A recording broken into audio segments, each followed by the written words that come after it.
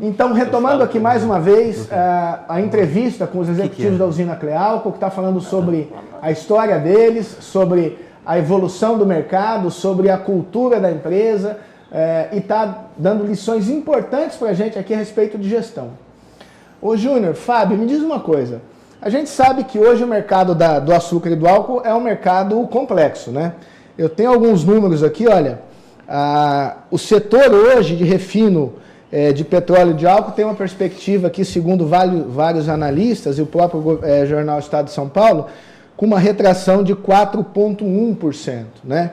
E hoje a gente sabe que a indústria é o foco e é a salvação, entre aspas, da nossa economia. Porque serviços têm perdido competitividade por todas as nossas questões estruturais, pela questão da baixa capacitação. Hoje os executivos e os gestores estão ganhando, de alguma forma, mais do que deveriam no setor de serviços, né? Isso tem tirado competitividade da indústria. Não é só culpa dele, é uma questão estrutural, né? Mas se espera que a indústria recupere isso, né? Que a indústria acabe tomando a posição de locomotiva econômica, né? Neste setor, que hoje é um setor complexo, como que vocês pensam o futuro do segmento energético no país, né? Na produção de energia? Marcelo, o setor, hoje ele vive uma das suas piores crises, né? Por conta dos preços internacionais, por conta do aumento de custo, né? Há 2 anos atrás a gente pagava R$80 o frete do nosso açúcar para levar ao Porto de Santos. Hoje é R$120 que se paga por tonelada, né? Então, o aumento do custo, ele está aí, ele está de fato acontecendo, toda a inflação, né? A situação econômica do país. Nós temos praticamente 30% do setor está em recuperação judicial. Outros 30% está a caminho dessa recuperação judicial. Se de fato não tiver nenhuma ação governamental, não tiver uma melhora de preço, então 30% na recuperação, 30% a caminho, e os outros 40% aí que estão aí numa condição de gestão mais adequada, endividamento mais adequado, né? Essa parte dos 40%, graças a Deus a gente está incluso nesses 40% que existe aí, onde tem realmente uma gestão em que o mercado tem entendido que é adequada, e também um endividamento, uma bancabilidade, né? Onde tem de fato uma solidez financeira e condições até de aproveitar oportunidades que, porventura, possibilitam uma sinergia para a companhia e para as unidades já existentes operando, né? Então, acredito que o futuro, pensando mais no futuro, deva haver algo mais concreto e definitivo em relação à matriz energética do país, né? Nós vamos falar isso já no próximo... Então, acredito que os preços hoje hoje a principal razão de ter hoje o setor, do setor estar nessa condição, né? Então, a gente sabe que é cíclico, é agricultura, a gente sabe que, como você já disse, são muitas variáveis, né? Quando não é a situação de frete, é a situação de clima, é a situação de produtividade no campo. Nós temos que lembrar que o nosso setor, nós temos as 3 cadeias, né? A primária, a terciária, enfim, começa lá do arrendamento da terra até o escoamento da produção final da indústria, né? Então, acredito que a expectativa, evidentemente, é de que esses preços venham a melhorar, esses preços que são ditados pela Bolsa de Nova York, né? Eu queria, só alinhando, que eu queria te passar essa bola, Ô Júnior, a gente vê uma situação até inusitada, né? E que é fruto justamente da gestão que vocês vêm implantando na companhia. Uma empresa que estava, que se pensava em ser vendida, que já se ventilava internamente no mercado, uma empresa que ia ser vendida, por todas essas dificuldades que você falou no setor, Júnior, ela conseguiu, ela conseguiu de alguma forma trazer um nível de credibilidade. Isso facilitou a questão do funding, né?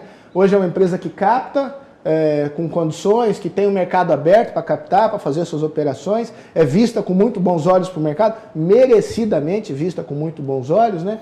Mas como é que é isso, Júnior? Uma empresa que está sendo vendida para hoje uma empresa que está na condição de receber proposta de compra de outras empresas que, olha, nós não estamos querendo mais mexer com isso, e nós gostaríamos de serem vendidos e serem vendidos para vocês, né? Como é que é essa transição desse momento, né? Eu só vou fazer retornar um pouquinho aí na questão... E aí depois você migra E aí depois a gente fala sobre isso aí. Hoje, os produtos nossos, o açúcar VHP, né, que é exportado, ele é uma commodity, tem um preço. Não adianta a gente produzir acima desse preço que ninguém vai pagar por isso. Porque não tem diferenciação. Você que está em casa, entenda que commodity são produtos que não têm diferenciação. Como é que você vai justificar que um arroz, por mais classificação que tenha, você não vai conseguir vender o arroz tipo A 300% a mais do tipo C?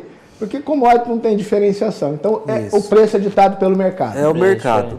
E você tem a questão do etanol aí, que tem os 70% sobre o preço da gasolina, que é o que realmente está... Para ser compensador para a demanda. Que está dificultando muito aí o setor. Então, o que a gente tem que fazer? A gente tem que voltar para dentro da nossa casa e trabalhar e criar políticas para a gente poder reduzir custo, né? Fazer uma adequação de orçamento, trabalhar isso internamente, porque achar que lá fora vai pagar por esse preço aí, não vai.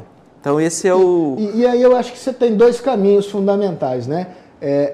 Duas coisas estão ligadas nesse processo: custo e inovação, né? Você tem que ser criativo, você tem que conhecer muito o seu negócio e tem que ser também capaz de pensar fora da caixa para encontrar soluções que criem esse diferencial, para que, respeitando o custo final de mercado, o preço de venda de mercado, você reduza o preço interno da sua produção para recuperar essa margem da tua operação, não é isso? Isso, exatamente. Fora essa questão, nós, nos nossos discursos, nas nossas reuniões que a gente faz com a equipe, onde que você fazia determinada atividade lá com 1,5 e tinha 2, é ano para voltar a fazer com 1, né? Então, e o setor ele tem que se reestruturar, senão esses 60% que o Fábio colocou aqui, daqui a 2, 3, 4 anos vira 80%. E aí? É um setor que corre risco de ficar aí, chegar num ponto de estar extremamente endividado. Principalmente agora com essa questão do xisto. Aguarde aí que nós vamos falar já a respeito do xisto, mas retomando a linha de raciocínio, essa questão que a gente precisa colocar também, dessa mudança de uma empresa que estava sendo vendida e agora uma empresa que está sendo procurada para comprar outras empresas. Na realidade, o processo de venda da companhia, ele foi muito motivado por esse capital externo que estava olhando o setor, né? O setor sucroenergético do país. Como uma oportunidade, né? Então, algo que de repente tinha um preço na visão do dono muito atrativo, acabou vinculando a possibilidade. Quer dizer que a venda não é porque a empresa estava entrando numa situação deficitária. De forma alguma. Muito pelo contrário. Já naquele momento, já existia um interesse de eventuais acionistas internos para explorar a oportunidade. Exatamente. E a questão, superado esse processo, né? e ter colocado um ponto final aí, tanto até o acionista, a diretoria, colaboradores, o que nos motiva para? São desafios. Então a empresa precisa desses desafios, é isso que faz as coisas acontecerem, que faz cada um se esforçar um pouquinho mais. E esses desafios vêm nesse momento aí, enxergar essas oportunidades que estão aí ao redor do nosso grupo, né? Essas usinas, né? E ver que isso traz sinergia, que isso vai agregar a uma moagem, né? a um faturamento, trazer essa sinergia que a empresa precisa, que o grupo precisa. E essas situações de crise, Marcelo, a gente sempre traz algum aprendizado, né? Então, de fato, é momento de se aprimorar mais as eficiências que já existem na companhia. A gente sempre enxerga a possibilidade assim de se pensar sempre no melhor, mas tem que se preparar para o pior, né? Isso é muito importante. E você está preparado para o pior, você sabe no momento que acontecer a crise, como sobressair dessa crise. Né? E você tem aquela relação saudável entre endividamento e ativo, né? Você saber que hoje você tem seus compromissos, porém, os ativos da companhia, eles são muito mais do que suficientes para honrar todos os seus compromissos, independentemente do mercado, né? Para você que está nos assistindo em casa, sinergia é a relação, é quando o resultado final de um processo é maior do que a soma das suas partes. Simplificando, é como se 1 mais 1 desse 3. É possível? É possível. A gente faz isso sempre nas empresas, né? Nosso trabalho como consultor muitas vezes é criar sinergia. Então, 2 executivos aqui que estão falando sobre sinergia, né? E estão colocando essa situação, né, de uma empresa que explora suas oportunidades, que olha para os desafios com muito interesse e fica então um alerta.